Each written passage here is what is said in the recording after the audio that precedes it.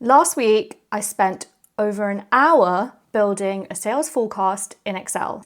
Then I asked Agent Mode to build me the exact same thing. 6 minutes is all it needed. That's less than 10% of the time that it took me. 6 minutes with the same data to get workable outputs. I didn't even have to write a single formula. All it took was one simple prompt. And that's when I realized that the Excel skills that had made me valuable, the skills that I had honed over the last decade, they're no longer relevant. Because the future of Excel with Agent Mode doesn't need me to do the work. It needs me to direct it. And in this video, I'm going to show you the 3 skills that will help you do just that and make you irreplaceable in a future where AI does all the technical work. Agent Mode is Microsoft's newest and biggest AI upgrade in Excel.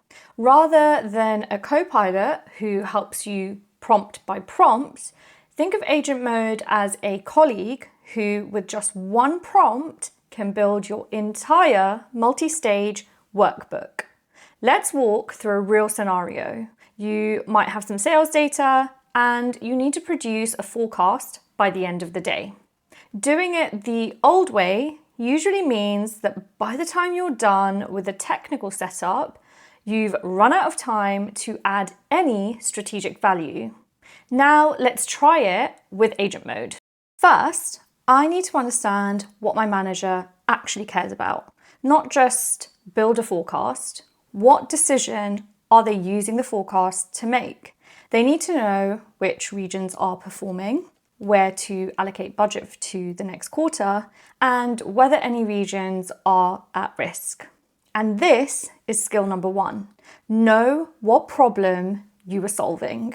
Agent Mode can't read the room. It doesn't know that your manager cares about pipeline velocity, not just total revenue. It doesn't know that Sue in sales needs conversion rates by region because that's what drives her buyer conversations.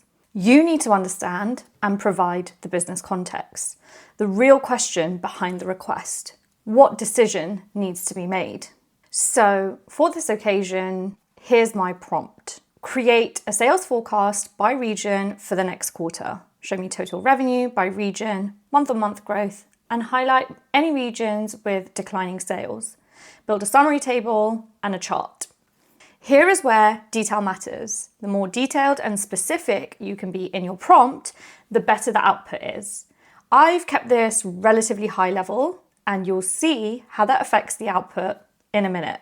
If I wanted this to be very exact and precise, I would probably ask Copilot to build me a very detailed prompt, but more on that in another video. For now, let's just look at what happens when we use this prompt.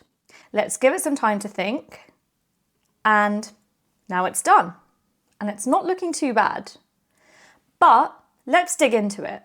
Just because it works, it doesn't mean that it's right. Okay, the formulas, they're dynamic. That's good. Previous 2 months pulled in. Yep, exactly what I'd want. Seasonality, that's missing, but to be fair, I didn't ask for it. Formatting, I'll be a bit honest, it's a bit of a mess, but it's fixable. It even added error handlers, not something that I asked for, but it's a smart trick that newer analysts might miss. But then I see this. Central region is forecasted to explode next quarter, except I know that it won't. 2 months ago, Central had a terrible month because of a one-off out-of-stock issue, but then it normalized. But Agent Mode saw that spike and thought, oh, this region is on fire. Look at that month-on-month growth.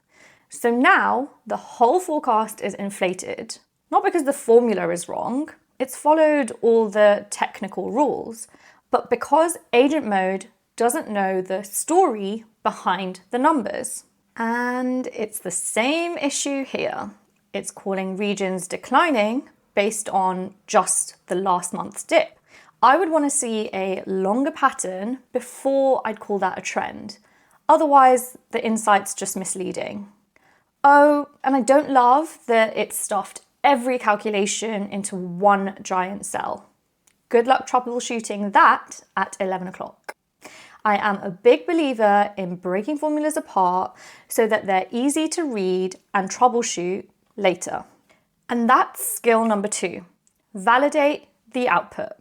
Agent mode will give you something, but it's your job to know enough about Excel and your business to spot when the logic is technically correct, but functionally wrong. So I have a forecast, formulas work, charts look okay, but they could be better. But if I ship this as is, my manager likely makes the wrong call. They'd see Central's numbers and think we're crushing it. They'd see regions flagged as declining and might start pulling budget. And this is skill number 3. Add the context that AI cannot see. Agent mode can't tell you that Central Spike was restocking after a supply issue. It can't tell you one down month isn't a trend. It can't tell you if this will lead to a good decision or a disaster. That's on you. Your manager isn't just paying you for correct formulas.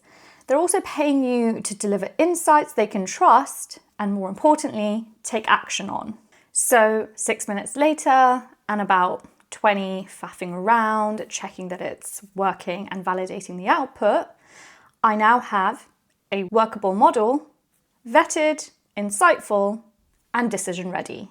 So I didn't get faster at doing the Excel. I mean, I can't really compete with an actual robot on speed, but I did get better at directing the AI. In the pre-AI era, the Excel expert was the builder. You get a blueprint and build the thing. But the Excel expert now, you're the director. Frame the problem, validate the logic, add the business context. You'll need to learn to direct or risk getting left behind. If you enjoyed watching this, you know the drill. Hit that subscribe button. I'm here to help you become an AI-empowered employee. Thank you for watching and see you in the next one.